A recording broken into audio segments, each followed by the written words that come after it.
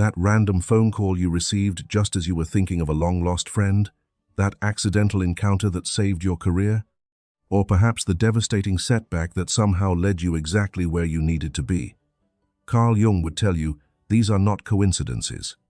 They are glitches in the fabric of what you perceive as reality, revealing a hidden, terrifyingly precise architecture to your life. Most people spend their lives fighting against the tide, convinced that the universe is indifferent or even hostile to their success. But Jung discovered a mechanism called synchronicity, a bridge where your internal psyche and the external physical world collide. It suggests a truth so radical, it changes everything. The world isn't happening to you, it is responding to you. If you feel like you're currently drowning in chaos, you're actually witnessing a massive subconscious restructuring of your reality. You are not a victim of fate, you are the architect of a meaningful coincidence that you don't yet know how to read. But there is a dangerous trap. If you fail to recognize the signs of the collective unconscious, you will continue to mistake destiny for disaster. By the end of this, you'll understand why your current struggle is the exact catalyst required for your transformation, and how to stop resisting the flow of a universe that is already conspiring in your favor. Once you see the pattern, you can never go back to being a bystander in your own life again. We live in a culture that worships the grind. We are conditioned to believe that life is a series of linear causes and effects, that if you want something, you must exert brute force upon the world to get it. We treat reality like a stubborn machine that only moves if we push hard enough. But have you ever noticed that the harder you push, the more the world seems to push back? You experience bad timing, unlucky breaks, and a constant draining sense of friction. You feel like an outsider in your own life, desperately trying to navigate a landscape that feels indifferent, if not outright hostile, to your desires.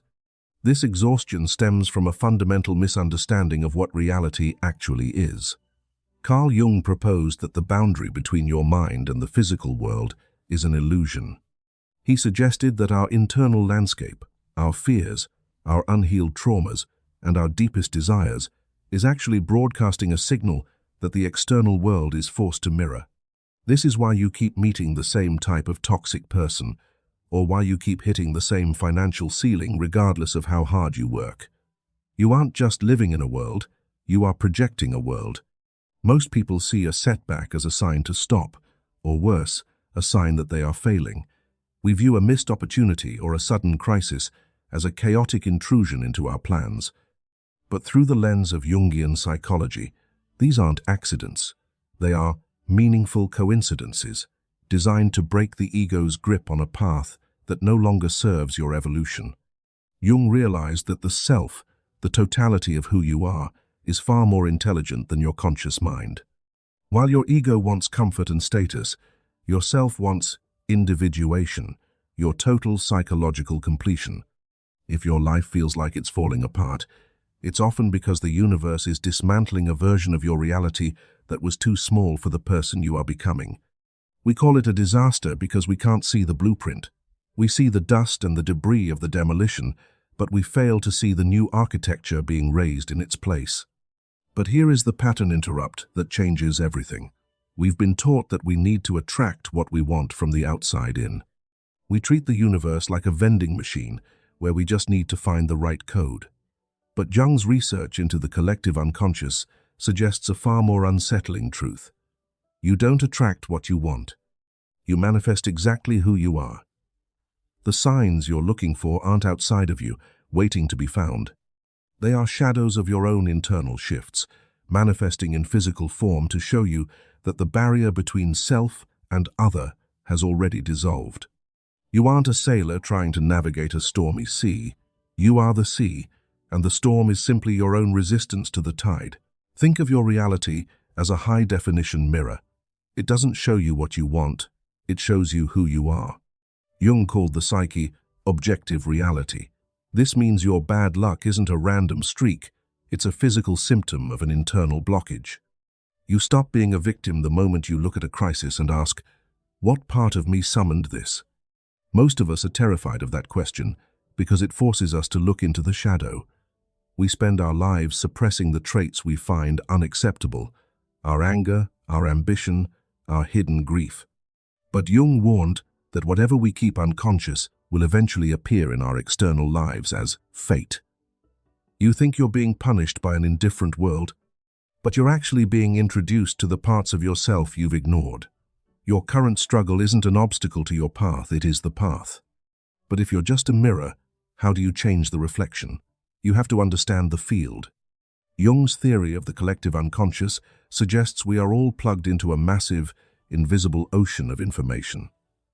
When you experience a shift in your internal state, you aren't just changing your mood. You are recalibrating the data in the entire network.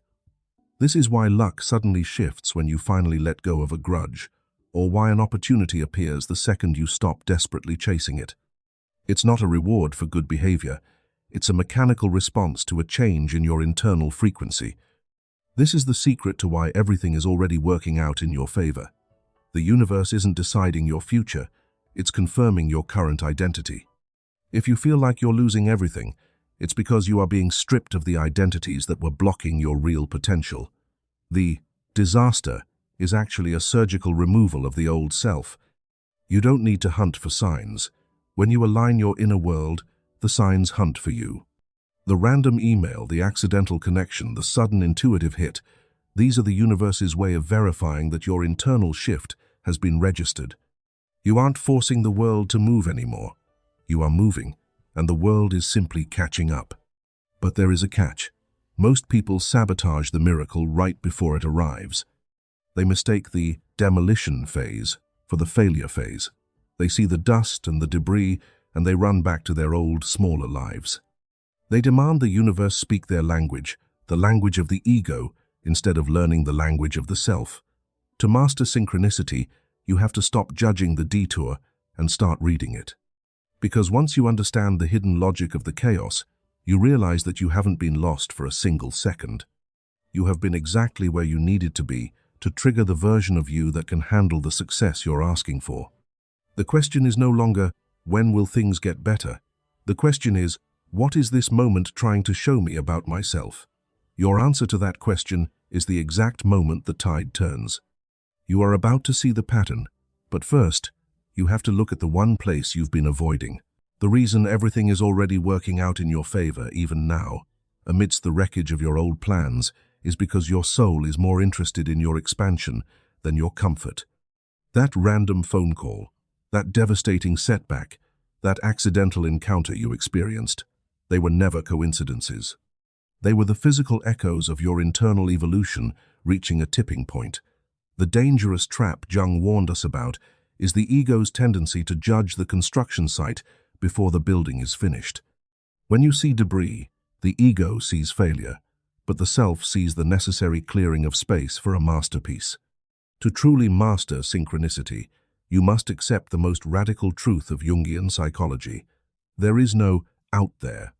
The external world is simply the psyche turned inside out. If you want to change the reflection in the mirror, you don't scrub the glass, you change the face looking into it. This is the pattern interrupt. The moment you stop asking, why is this happening to me? And start asking, what part of my internal world is this reflecting?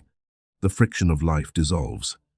You stop being the sailor fighting the storm, and you become the ocean itself.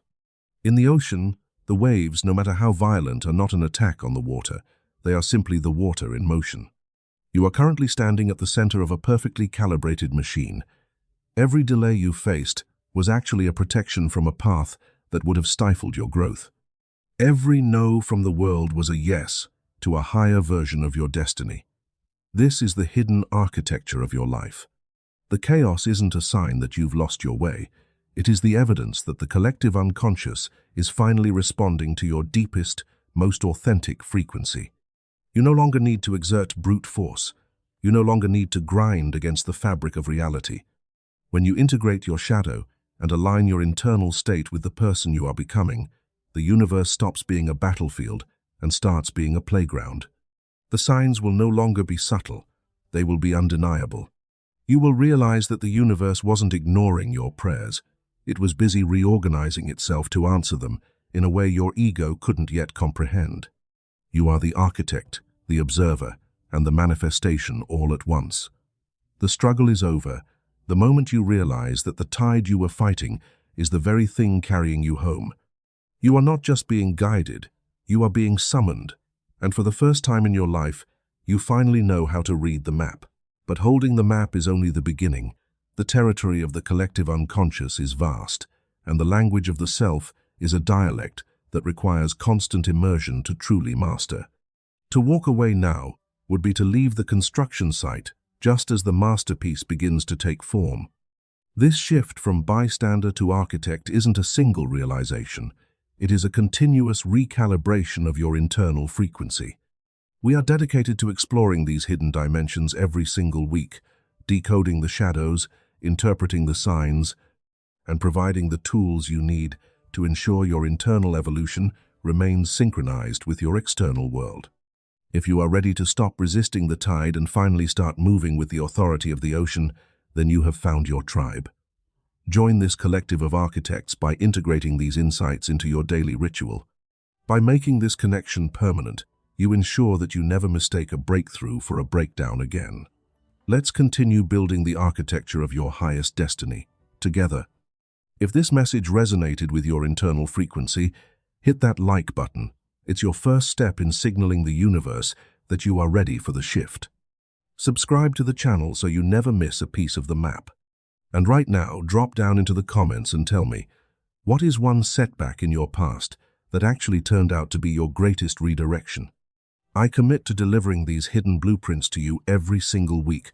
All you have to do is show up.